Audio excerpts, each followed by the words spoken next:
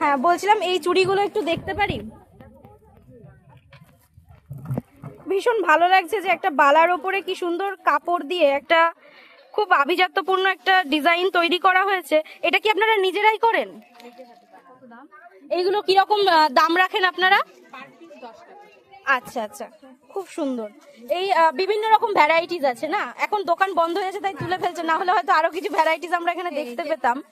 নিয়ে যেত আগে আগে। হ্যাঁ হ্যাঁ, এখন আমাদেরও বলেছে 5টার মধ্যে বেরোতে, যে কারণে আমাদের একটু তাড়াহুড়ো লেগে গেছে।